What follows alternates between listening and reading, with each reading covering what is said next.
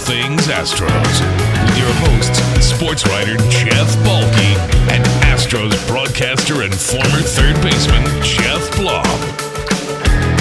Now, here's Balke and Blummer. What is up, Astros fans, and welcome to episode 71 of the Believe in Astros podcast on the Believe Podcasting Network. I'm Geoff Balke alongside my partner Geoff Blum, finally back from freezing Oakland. Northern California put a chill on you, and you said you told me earlier you didn't pack well, which I'm surprised. No. Well, there was a combination of things, and I missed the Milwaukee side of the trip, so I was only meeting the team in Oakland for 3 days. So I went carry-on, and in the process of getting the carry-on, I had to get a sport coat in there. I was like, I'll sacrifice the bigger jacket, sweatshirt situation to accommodate my travel situation, and that completely backfired because I was freezing. Speaking of clothing, I'm wearing my Hooks hat today. And just looking good. Little Corpus Christi hooks. If you're seeing this on YouTube, sweet. First of all, number one, it's a great hat, period, because it looks like a fisherman's hat. Got the hook in the state of Texas. Nobody would be the wiser. But it's also Drew Gilbert. Just saying. You can find us on Spotify, Apple, Stitcher, and of course on YouTube. Be sure to like and subscribe to keep up with us. And give us a follow on Twitter, now on Instagram, Believe in Astros. Find me at Geoff Balke, Blummer at Blummer27, all over social media. Also, you can subscribe to our YouTube channel, get alerted to new videos where you can see things like my new Corpus Christi Hooks hat.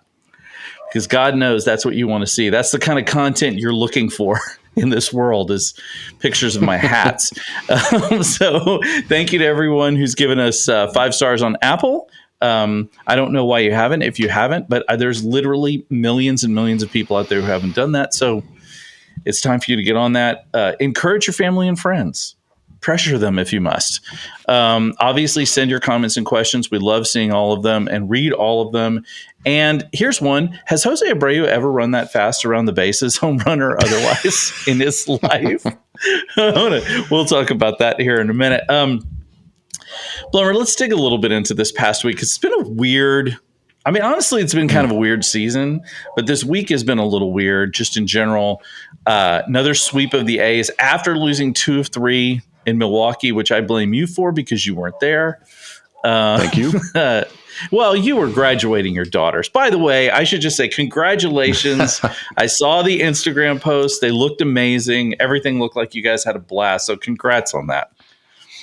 Yeah, thank you very much. I did have to miss that Milwaukee series, but at the same time, wife, daughters, everybody put on a great grad party. The graduation was phenomenal. I got a little emotional, but at the same time, I'm incredibly proud of my daughters, and I appreciate you giving us some gratitude towards what just happened. But I appreciate that. Yeah, big moment in the Blum household. Blummer, you and I are both we wear our hearts on our sleeve. I cry at Christmas commercials. I don't mind telling people it's fine. That's all right. Emotion is a good thing. And obviously when your daughters are graduating from high school, that's a big deal, man. That's not know. Well, yeah, there's certain hurdles in life, and we got to the age of 18 with four girls, 15 months apart, and it's kind of funny sitting in the stands at Legacy Field there in Katy as they go through and they say Audrey Blum, Ava Blum, and Kayla Blum, and all of a sudden the entire stadium goes, whoa, realizing that there were 3 daughters going through at the same time. So yeah, monumental moment in the Blum household, and it was awesome to be a part of that. Thank you. Yes. Congratulations, obviously, to your daughters. It's a huge deal. It's amazing to me that you have 4 15 months apart. That's incredible to me. Not that it's complicated or crazy, but just they must be so tight, right? They're right close together. And that's just really cool that they all get to grow up together and, in the same. And 3 of them are going to Arkansas, which... Watch out, Arkansas is all I can say. Yeah, the Blums are making a hefty donation to the University of Arkansas. Yes, that's exactly right. All right, so last week we had the Brewers issue. Then they swept the A's again in front of literally tens of people, by the way, which the Astros kind of got in trouble for. I don't know if you saw that on the internet. Yes, I did. People got a little mad about that, which is, people get their feelings hurt. But first, let's talk about Jose Altuve, because he's for real back. Like he's for real back, not back, for real back. A pair of home runs in the series, including the grand salami yesterday. What are you seeing from him right now? Does he look like the Jose Altuve you expect him to look like?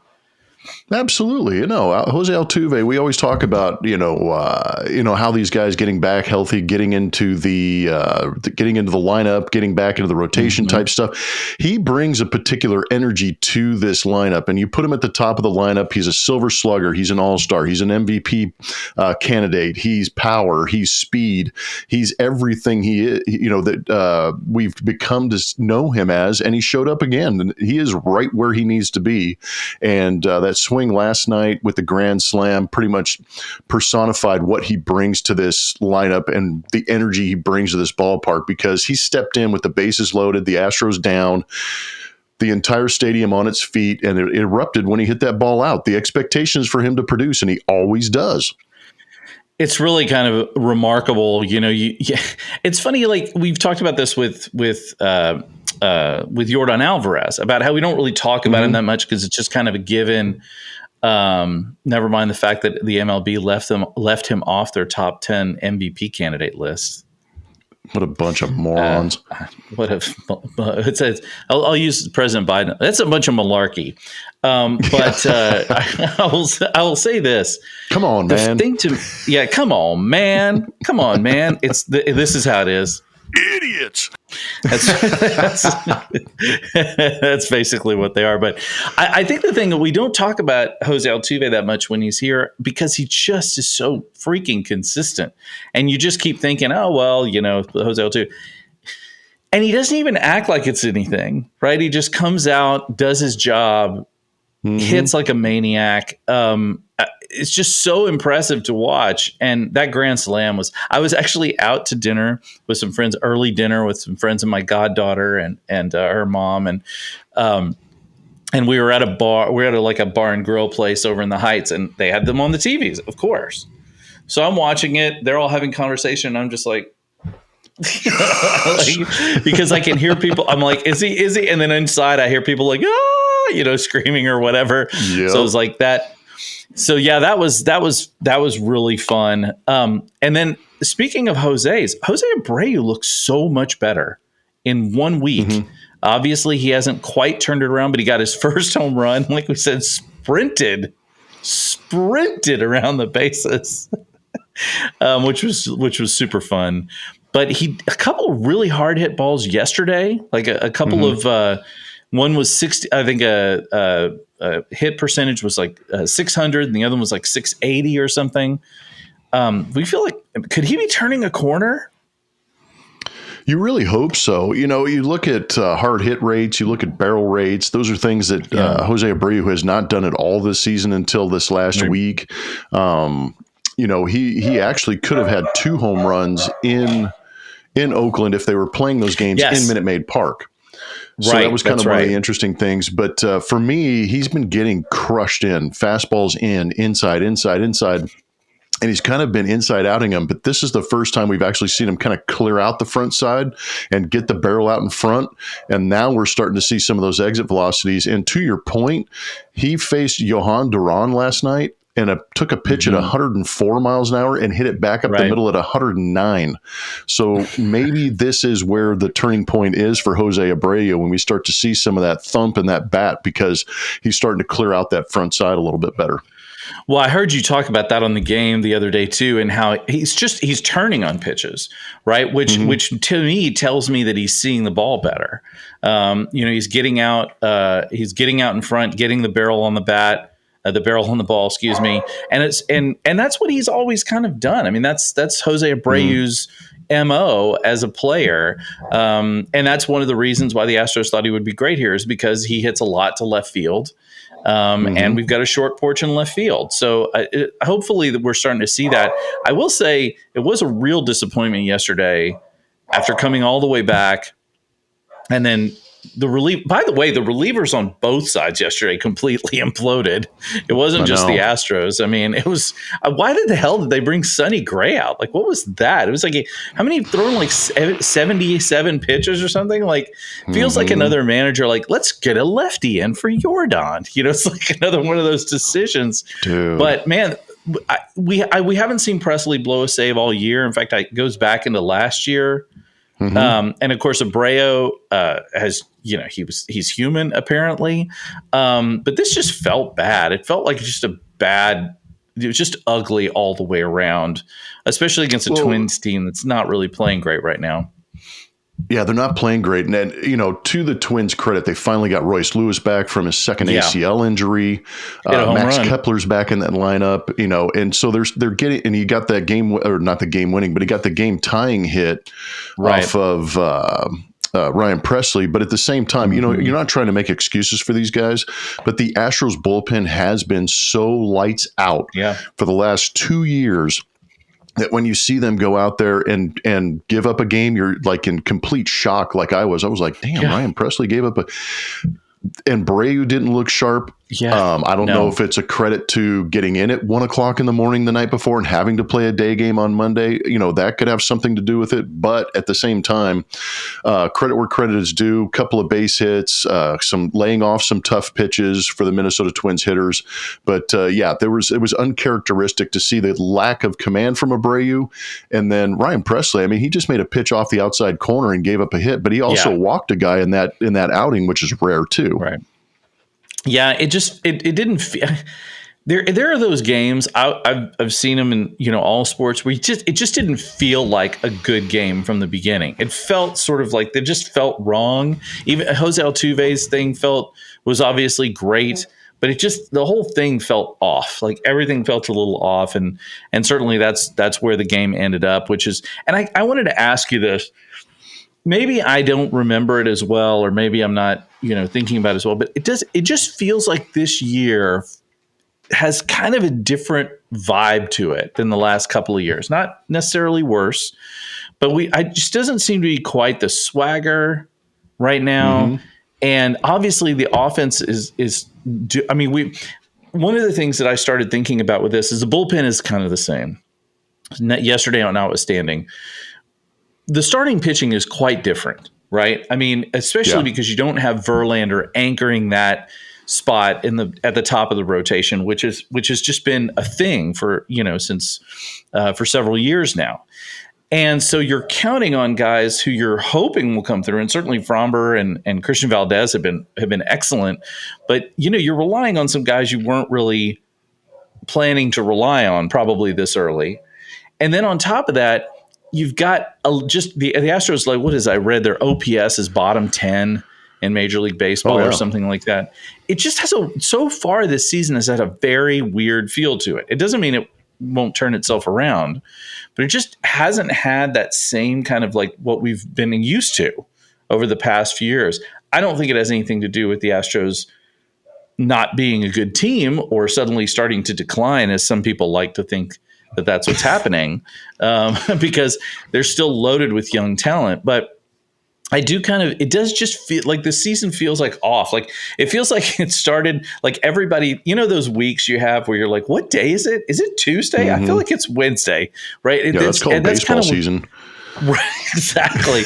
It kind of exactly, Blummer, exactly. It just kind of feels like this season has been just a little off kilter for the Astros. It just hasn't been as dominant as we've been accustomed to, you know, and you're missing the Michael Brantleys. You're missing, the Justin Verlander. You do miss Justin Verlander. I know it was the right thing to do to get rid of him because of the price tag, but at the same time, you're missing that ace or that superstar at the front end of the rotation that we've become accustomed to over the last couple of years. And you're just getting Altuve back. And it's really been the offense for me that has just kind of not been the same. I think if the offense had been the same as it had been since 2019 on, we wouldn't be talking about this right now, because what's crazy to me is to see that the Astros are only 3 games back in the American League West, considering how unbelievable the Texas Rangers offense has been. Oh, yeah. Yet they're only 3 games ahead. So I think that gives you some hope for the Houston Astros. And once they do get their legs back under them, or if Dana Brown does decide to go out there and try and make a move to get another arm in that rotation to protect the depth of this rotation and give the Astros enough innings to give their offense a chance to come back, I think they'll be all right. But the only thing that has been steady, and I think what gives you kind of that concern that you're talking about, is the hiccup in the bullpen. You're going, wait a minute. That was the one thing we could count on, is late in the bullpen, because Maton's been lights out. Abreu's been lights out. Hector Neris is on a hell of a run right now. Brian Presley's been ridiculous here recently. So you're kind of going, there's 4 guys out of my 8 in that bullpen that have been incredible. And you're going, oh crap, if they start to break, if they start to fold, then you're going, oh dear God, how are we going to hold on to some of these games? But I think the offense, for me, and maybe it's because I'm an offensive guy anyways, or offensive, depending on how you look at it. That's where I think some of the issue lies. I think that the offense scoring runs could mask some of those issues, but I think they're still trying to figure out who they are, basically. That's a really good point, Blummer. They might still be trying to figure out who they are. They have a lot of young guys on this team. I mean, their bench, as good as it now seems to be, is getting contributions from guys like Yainer Diaz and Corey Julks. And, that's a different scenario than you would have had in years past, where that bench, honestly, it might be even a deeper bench now, but just it's younger. And so you're not really sure what to expect. There's going to be ups and downs. If you look at the scoring, like the Astros are sort of middle of the pack in runs scored, but a lot of it is because they have games where they score 12 and, and then they have a game where they score nothing. And it's kind of that weird sort of roller coaster. And maybe that is it. Maybe they're just still trying. I mean, look, they're still toying with their lineup. They're still trying to figure out exactly where to put everybody. Jeremy Pena hasn't found his stride quite yet. And I feel like there's a lot of that. There's just some push and pull. And then, of course, we have to look at the injuries. I mean, McCullers is no longer throwing from a mound, which is bad news, period. Yeah, I agree. Brantley's not hitting. They said he's swinging a bat, but not hitting a ball, which – I mean, I did that for a couple stretches in my career, and I was active. That's what they called him, no contact Blummer. Now it's every once in a while. So, and then of course now Forrest Whitley, who was apparently very close to getting called up, by the way, because they were talking this. They got the 17 game stretch with every game every day. No, you bring up an excellent point. I think that's something that we really haven't had a chance to talk about, is that the Astros are finally in a stretch of 17 straight games after having every Thursday off for the first 2 months of the season, where they've been able to protect their rotation, give them 5 days off. And then the idea, I think, getting into this 17 game stretch that we're on right now, is to finally give Forrest Whitley an opportunity to get in here and get into the rotation, and maybe, give some of these guys relief, pick up a start here and there, maybe protect a guy in a bullpen, piggyback, I don't know what, but get him to the big leagues and see what he can do. And miraculously, again, there's another injury during a moment when he probably had the opportunity to get called to the big league. So timing is terrible in that sense, but they need some protection in this rotation during the stretch, and that could have been the guy, but it's not going to be. Yeah, it's just the whole thing feels like a sort of a comedy of errors. It's weird right now, really and weird. it's weird. I mean, seasons are weird. Look, the Astros. What is it like? Every other year they've gone to the World Series since like 2017. It's a bizarre they did this to themselves, right? Exactly. Hey, won a World so Series. Good. Now that, I mean, and that's what we've done. We've held them to a very high standard, and and I think it also is something too that there's something to be said for the fact that the Astros are kind of, they're still the Houston Astros, but they're kind of flying under the radar right now. I think there's not a lot of talk about them nationally. I think people don't like talking about them nationally because it's still controversial for whatever stupid reason. But there is a sort of and I wonder if at some point that's going to feel like the Astros are going to feel good about that, right? Instead of feeling sort of, they're going to start to feel disrespected, a little undervalued, and this is a team we know that loves to play with a chip on its shoulder. Yeah. It loves to, be us against the world kind of thing. And so I kind of am hopeful that that's what sort of happens. You start to see some of that turnaround. People are like, don't forget about us. And like you said, they're only 3 games out. Yeah. And the other thing is too, you watch how good the Texas Rangers are. You watch how good the Tampa Bay Rays are. You watch how good. I'm trying to think of some National League teams that are good, but they're kind of boring out there in the National League, to be honest with you. But you watch how good the Baltimore Orioles are and things like that. And the one thing, it's hard to remember this, but it's a 162 game schedule, and it doesn't matter what you do in the 162 games. Just get that ticket to the postseason, and then we can play that second season. And maybe that's where the Astros are built to win. Maybe it's those short series and those bursts of offense and bursts of good pitching that get them deeper into a playoff run. But you have to get to the playoffs first. And we've seen that in years past where teams can be extremely good for 162 games and then just implode in the playoffs. And the Astros haven't been that team in the past 6 years, 7 years. Or vice versa, like the Miami Heat, right? Who are now going to the NBA Finals as an 8 seed. Completely upset everything. You're right. Yeah, you just don't know. I mean, how these things are going to work. But I will say, I know that fans get frustrated by this. We all do. But you brought up something that I kind of want to talk about a little bit with you, because as a broadcaster, I'm curious of your opinion. There was a story, actually it wasn't a story, it was on Twitter. There was a video posted of Chris Mannix, who's an SI reporter covering the NBA.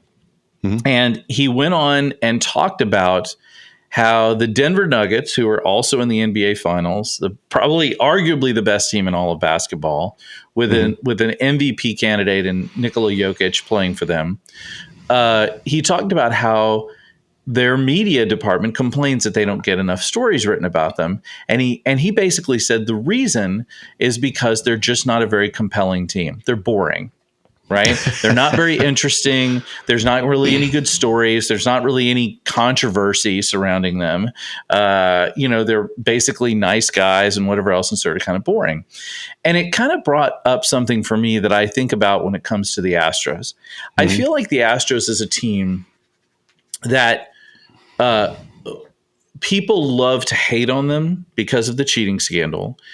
And so the Astros really don't get spoken about very much unless they're either really good or unless somebody wants to talk shit about them because they don't like them very much, right? And even in stories where they're being praised, right, you see a little bit of like, we all know we hate the Astros, but they're still good, right? It's like that kind of thing, or I've seen people apologize. Like there's a great TikTok feed of a woman who's a huge baseball fan who looks at all the baseball team roster names and picks out the ones that would best fit Star Wars.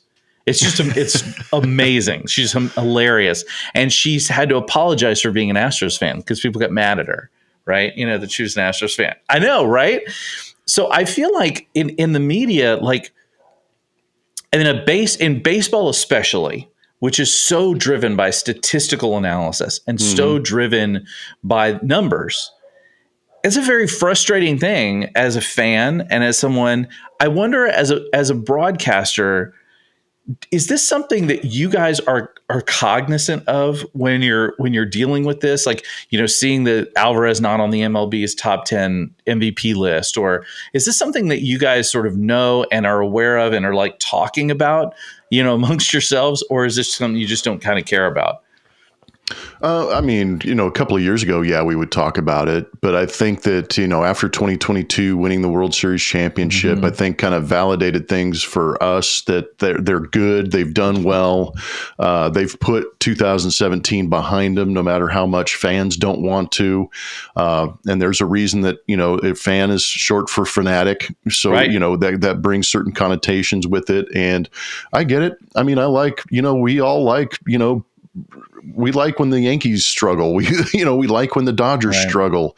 And it's the same way for fans with the Houston Astros. Just there's an added layer of vitriol because of what happened. But at the same time, when they don't get the recognition that they get, I kind of look at it like, of course, it doesn't shock me anymore. It's almost anticipated, to be honest with you. Mm-hmm. But at the same time, when we're broadcasting games, I think what makes it easy for us is the fact that you brought up the data, the analytics. We can just sit there and spit facts the entire time, and the facts are the numbers. And that's the beauty of baseball, is that you can have this emotional response, but at the same time, you've got to recognize when they're good. I can recognize when Aaron Judge is good. I can recognize when the Dodgers win games because they are good, or they have this incredible pitching depth, or that Clayton Kershaw will never go away. He will continue to pitch until he's 72.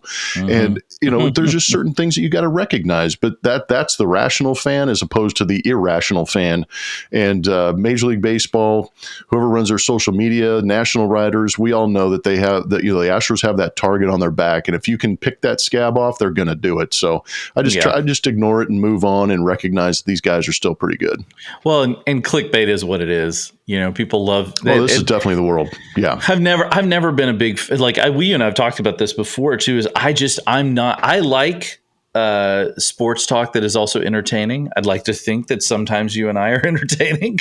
Yeah, I think we have our moments. We definitely have our moments, but I'm not a fan of people who poke the bear because they think it's fun, or they think it's like, to me, it doesn't make any sense. Like, who am I to talk a bunch of trash about stuff? I'm just me. I don't care. Nobody cares. I always think about that thing from Jurassic Park when they're sitting there and he's wearing his sunglasses because he didn't want anybody to see him. And the guy's like, we've got Dotson over here. He's like, nobody cares. Nobody cares. And I feel like a lot of times with this, it's like, nobody cares.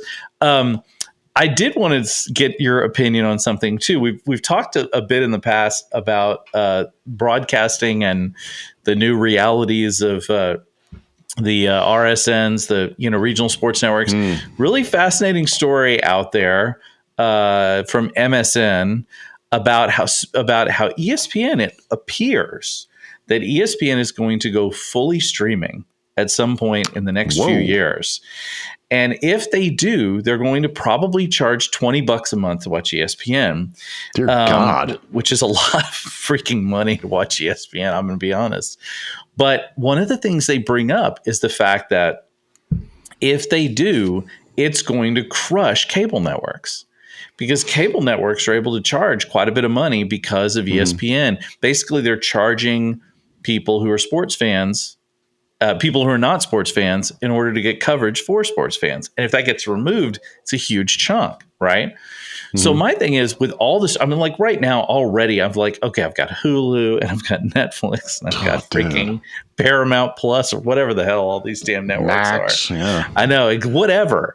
And so it does make me wonder how that is going to impact, sports broadcasting in the future. Obviously, we already see some stuff on Apple TV. We've got NFL on Amazon Prime, those sort of things. With baseball, it's maybe a little bit mitigated because you have so many games. It's not like suddenly they're going to, pick up and broadcast 162 games for every team. But how does that, as a broadcaster, do you I know that the MLB is talking about sort of taking it all in house, and at some point, how does that make you as a broadcaster? Where do you see yourself in all of that? What are your opinions on how all that stuff works? Never mind being a fan and wanting to watch sports. Well, I mean, baseball's a different animal. I'm not a huge NBA fan. I'm more of that where I think ESPN would affect me is like collegiate sports, the football, the basketball, where they're every weekend there's, 10 games on that I want to watch. And that's where it would affect me, because I think in professional sports and ESPN, go away. I don't care, because you're showing a Sunday night game that I don't like to broadcast. I won't see the what is it? The K-Rod thing? Well, gee darn. I can find my game somewhere else. And I think that, that's where it wouldn't affect me as a baseball fan. I'd be like, okay, that's fine. I'll stream a regional network and watch more baseball. and watch the games that I want. I think that's the idea now. If you're going to start streaming things, I want the option to watch every game that I want to watch as a fan. And I think that's where the issue might, lie for ESPN. And I can go, unless they proprietize all of their, 30 for 30s, there might be other things that I want to watch on there other than the games. And, live sports is in a very interesting spot. And I think that's, as a fan, that's what I want to see. I'm not tuning in for the sports centers. I'm not tuning in for the morning talk shows. I'm tuning in for the live sports. That's what I want to watch. I want to watch the NBA finals. I want to watch the NHL playoffs. And I want to watch, the World Series, and I want to watch the championship series. That's where I think that, that's where you kind of create the issue. But I'm kind of curious to see where it goes. I think it's all kind of fluid and fluctuating at the same time. Who's to say that,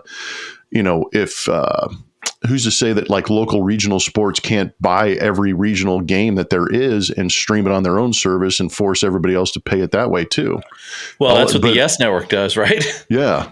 And that's the thing, and are you going to be able to, I don't know. They're going to have postseason packages, because if their viewership doesn't jump in the postseason, then why are they going to pay that exorbitant money for it?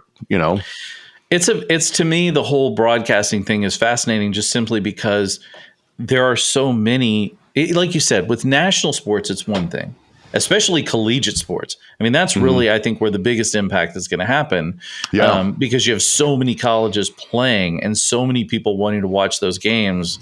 And they're so, I mean, you pick a Saturday in October, there might be 20 games playing on different networks on cable or whatever.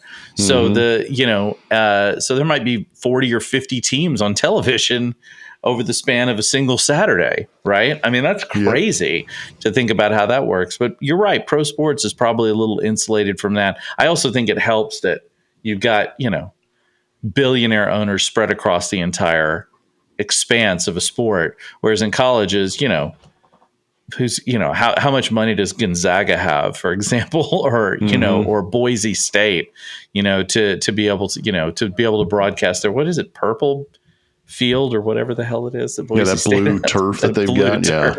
That blue turf. And then of course, my TV. I know, right? It's like tint. Is there a tint knob on here? Remember that when you were a kid? Camera guy's drunk. What is he doing? Exactly. And of course, you also have the ancillary sports that don't get as much watch. Like right now, the World Series of softball in college is going on, right? And so that's a big deal. And then never mind golf and everything else that's on. So yeah, to me it's really fascinating. I'm probably more interested in the average person, but I do think it's interesting because it really does bring up a lot of questions about how we're going to still watch these things and why am I spending so much money? Like, why? Ultimately, it's all it is. That is all it is. Anybody that's offering a subscription is pay me. Yeah, I look around at all my stupid subscriptions and I'm like, why am I paying for some of these? And then I realize, oh, right, because I can't watch X, right? Yeah. And you got one show that you want to see, and it's like Succession. It should be a tax write-off for us, dude. Right? It's part of our business. Hello, accountant. I feel like I need to get my account. I need to get my account online. Listen, man, I gotta watch it. What am I gonna do? This is my life, man. Blummer. Listen, man, you may have hit upon something there. This is. Is this what happens when you've been doing this? Not just for a good baseball school, very good intellectual school. You're in California. Of course, I know. I just screwed that up. What was your major, Plumber? Sociology. I picked a nice broad stroke of a major, so I could write anything and everything I wanted to in a paper and get an A for it. That's thinking. That is thinking. Sociology. So you could just talk about let's see, the sociology of being in the dugout during a game. Yeah, I mean, you could this micro society of baseball. I would love to see some of your papers, Plumber. Oh, dear I really Lord. would. It would be interesting now looking back. Yeah. I don't even know about mine. There's no way. They would be just angst filled ridiculousness. It would be just a bunch of like, the world is falling apart or something. It would be like, it would be ridiculous. It would be so stupid. I can't even imagine.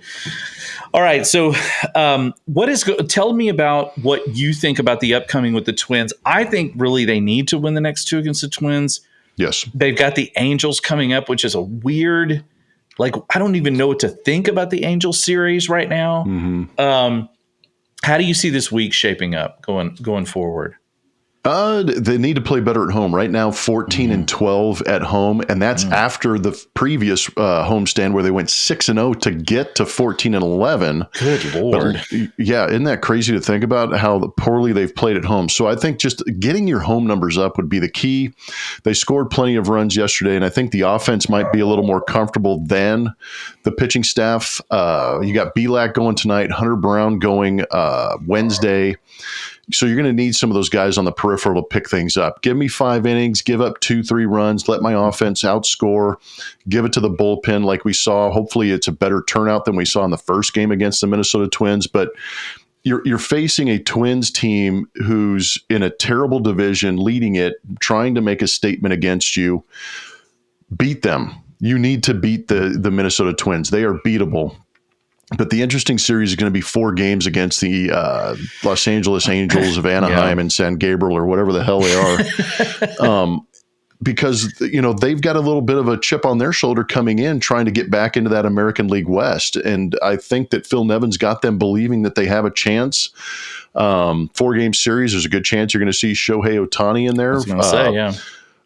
But they're another beatable team, and I think that's where you're at this point in the season. You need to beat beatable teams, and they have to go out there and play well. But the home record is a little concerning to me at 14-12. It's interesting to me because that's happened before, with the Astros, where they've struggled at home and been good on the road. You remember in 2017 they had more home runs on the road. They had better batting average on the road. How dare you say that? I know. Did he just drop a truth bomb? There you go. There's your drop. Did he just drop a truth bomb? That's right. As you've said many times, this game will try and kill you. It's like I feel like that's just true. And maybe this year, especially podcasting with you and like really following closely, it does feel like this game will try to kill you. And it does feel like every series has an amount of gravitas that it probably doesn't. We're going to get to the end of the year and be like, they lost to who? When? It's like there's going to be some of that. But I do think you're right. I think they need to they need to set some standards for themselves. To me, they got to start hitting the ball. In Minute Maid Park, there's really no excuse for not hitting the ball here. I mean, they've got that short porch in left. They need to take advantage. I mean, just get Yordan up there against some more lefties. That should handle it. Please. Can they bat Yordan Alvarez more than once in the lineup? Could you imagine? He could play left field and designate hit for somebody. Oh, God. I mean, the guy it's so impossible not to watch him. And every time he does something poorly, I'm like, really? I didn't even know that was possible. How is this guy? Well, he'll do one thing poorly for like 6 home for every 6 home runs he does one thing poorly. Right. And then it'll be like his ratio. And also he'll have like a little mini stretch where it's like, oh, he didn't do so well. He had a couple of strikeouts and blah, blah, blah, whatever. And then all of a sudden he just starts exploding all over the place. You're like, so in between him and Kyle Tucker, we should just let them bat all the time. I would be perfectly fine with that. If you could give me 5 Yordans and 4 Tuckers, I'm in. All lefties. Of course, Dusty would need to get somebody in there with the right hand to play. He couldn't take it. By the way, I thought about the cooler when I saw Jolks on the bench and Dubon on the bench. I was like, Chaz, congrats on the home run. Have a seat, kid. Exactly. I'm like, welcome to the cooler, my friends. Yep. This is how it goes. Yeah. All right, Blummer. This Astros bench brought to you by Igloo. Or actually, you want to use a Houston name. Brought to you by Arctic. Yeah, there you go. Exactly. That's what we need. Yeah. That's what I need. I'm going to call Arctic up today and say, we have a podcast for you to sponsor, my friends. Yeah, we have a cooler segment we need for you. That's maybe that's what we should be doing, Lumber. We should just be doing a whole segment just called The Cooler. Yep. This is because, That'd be hilarious. Also, you might get you in trouble. I know. Again, hey, I've been there, done that. I don't want to get you in trouble. Walk in and it's like, they'd be like, Geoff, the manager would like to speak be like, to you. I need to see you in my office. Yes, sir. Yeah. And then I just would never be allowed back at an Astros game again. Your credential would be gone. I'd be banned from Minute Maids. All right, Blummer, are you, now that you're back in town, are you going to get out and at least, I mean, you're basically working every single day, but are you going to get to a little golf in? I'm just hoping you're going to get a little golf in. There's a good chance that Friday I may get out there in the morning. Yeah. I mean, it's all about desire, will, and I have the desire and the will to go play some golf. So I should be out there one of these mornings. Yeah. I'll sacrifice some time. That's nice. I appreciate that. I've actually been quietly looking for like a driver so I can go just down to the driving range and take out a little of my aggression on a bucket full of golf balls. Golf ball whacker guy. That's because I don't care where I hit it. I could hit it like I'll probably slice it over into the next field. I'll hook it and hit a car. I don't know what I'm going to do, but I know it's going to feel good when I nail the shit. I was going to say your spirit will benefit no matter what. Exactly. What is your average drive, Blum? Where are you hitting? How far are you hitting it? Because you're a big dude it's healthy. And you used to play baseball. I was going to say you got to be driving that thing a ways. Yeah, my mistakes are like 275. Damn. I'm going to tell you right now, my mistakes are going to be about 50 feet in front of me, likely. It's going to be like they like to say in baseball, a little dribbler. Yeah. Out in front. A little infield hit. A little infield hit. I'm going to single. I'm going to have to really run it out to first base in order to make sure I get there. All right. Thanks everybody for joining us. We'll be back later this week, I think is on our schedule. I can't remember. Yeah. I got to check that too. Good Lord. It doesn't matter. Well, just listen, look, pay attention. That's all I'm saying. Pay attention to Twitter. Pay attention to the, what we're doing here, because this is important. Not just for me, not just for Blummer, not just for you, but yay for the world. So yes. I feel like we can save it. That's why we do this. That's right. We'll be back with another episode brought to you by Bet Online. Again, huge thanks to all of you guys listening and watching us let's fumble around technologically today. God damn, what a mess I am. You guys have been great as always. Love all the likes, the comments, the subscribe.